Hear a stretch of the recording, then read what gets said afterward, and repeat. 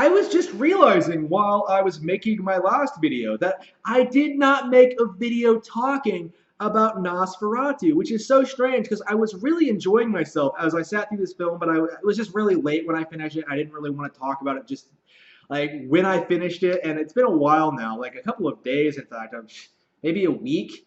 Man, I can't believe I did not actually record my thoughts on this thing because I really did enjoy myself. Now, I'm not talking about like a remake or a reboot or any or like some other film along those lines. Like I'm talking about the Nosferatu, like the 1922 German classic, the the oldest vampire film that we are aware of. Like James Rolfe has talked a little bit about this. There are like older films that may or may not have been considered vampire movies that have been lost because like lost films are a thing.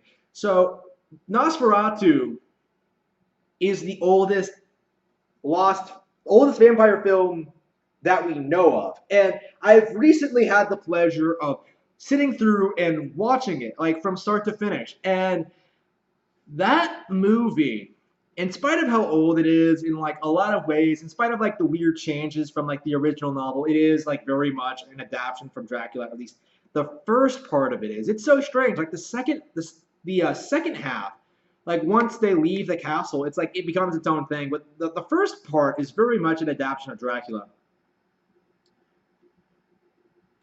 It's so I don't think I've ever enjoyed a silent film as much as this. Now, granted, I haven't seen a whole lot. Like mostly, if I've ever seen a silent film, it was just like something like a parody, maybe, or like maybe a clip from like I don't know on TV or something like that, where like they show you what a silent film looks like. So I don't think I've ever actually sat through a proper silent film before, and it being this one,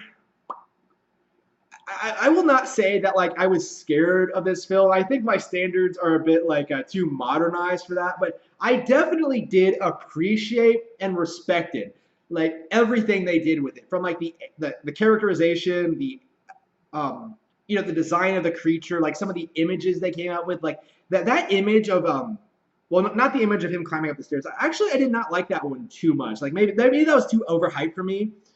But I think the one that really, really impressed me was the shot like immediately after that, where he's like, where his shadow is like reaching for the doorknob. Like that one was a great shot. I loved that one. I take that back. I guess I do like the shadow staircase thing. I just think that was overhyped for me because like that's one of the things that James Rolfe, who got me interested in this, really emphasize with like that like shot is considered like a masterpiece among German filmmakers.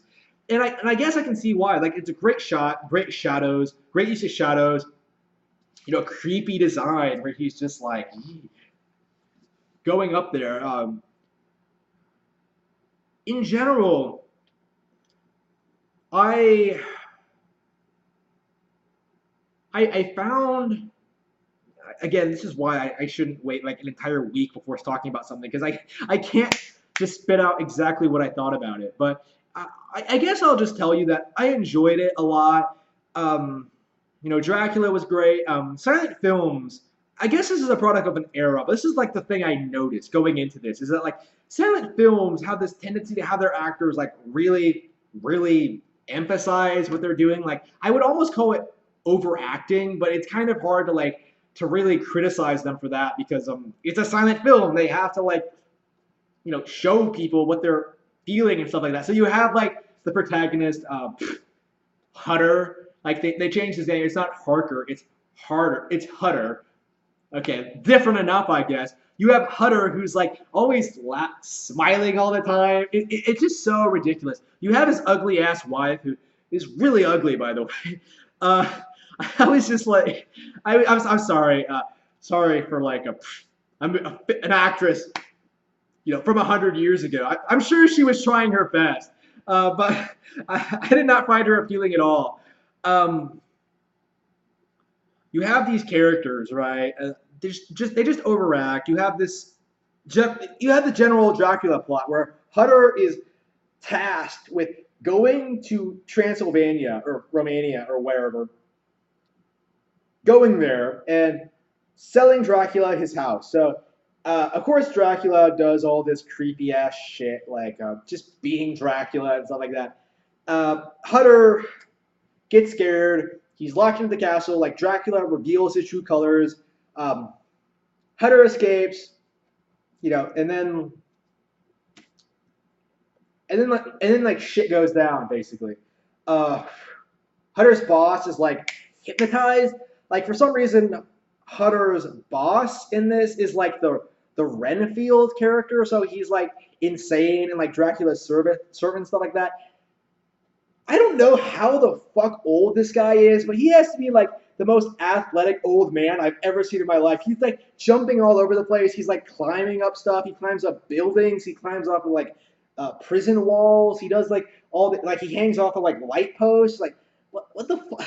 What was this guy like a circus or something? Because he does all this crazy shit that I would not expect from like an old guy. Like maybe he was younger than he looked because like 20s people look way older than uh, at their age and at a younger age and like what people do now. If you weren't aware that is a thing that happens. That is a thing that's been proven by science. It's not just your imagination. Uh, that guy. Uh, I guess the main standout character in this is Orlok, the Nosferatu equivalent to Dracula. I guess it's supposed to be Dracula, but they couldn't get the rights to the characters because Bram Stoker's widow was not giving up the license.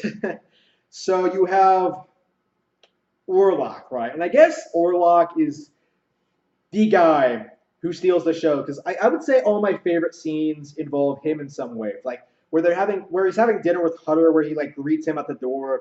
That stereotypical Dracula. You know, where they meet for the first time. Uh, where he's climbing up the stairs, as I mentioned.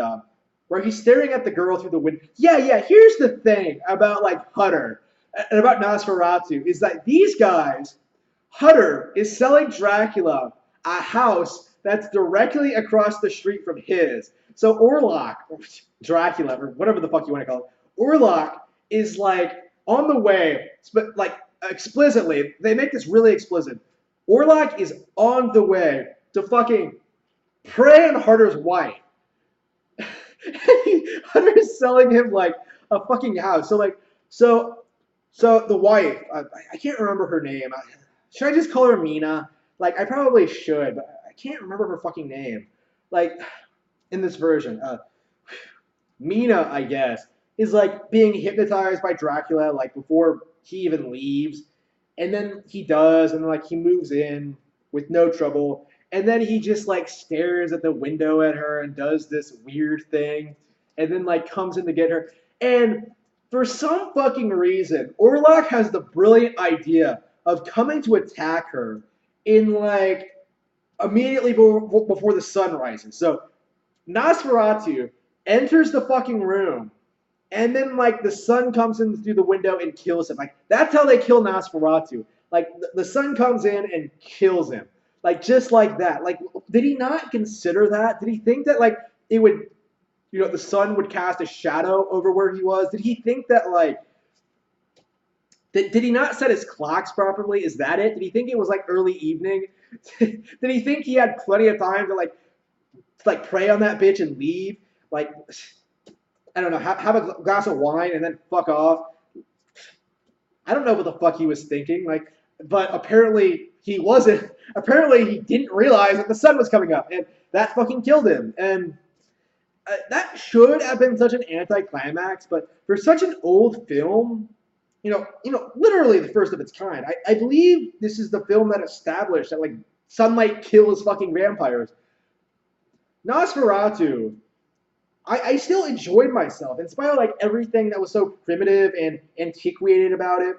I still really really like this movie. I liked everything about it. I liked the color schemes. I liked the characters. Well, maybe it's an exaggeration. Like I'm not sure I would like them. I enjoyed like watching what they were doing and stuff like that. There are some good shots here and there. Like the monsters, great. Like great design, great. The creepy long fingers are probably my favorite aspect of it. I don't like the face, funny enough. He looks like a rat. I think that's intentional because this movie, loves emphasizing that, like, ooh, he's bringing a plague. Just it's a plague. Like it has this plague thing that I don't think other vampire movies really acknowledge. He's the plague. Just whatever.